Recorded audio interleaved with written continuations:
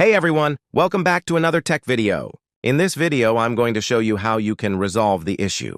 The issue is that your Snapchat is not working properly on your iPhone or maybe iPad. So, how can you fix that? Simply follow all the steps I'm going to show you in this video to fix your issue.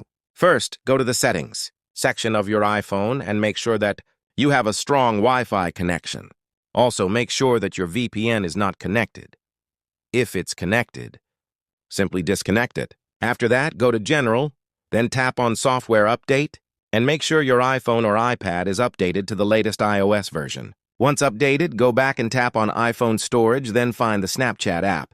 Tap on it, and you'll see an option called Offload App. It will free up the storage used by the app without deleting your documents or data.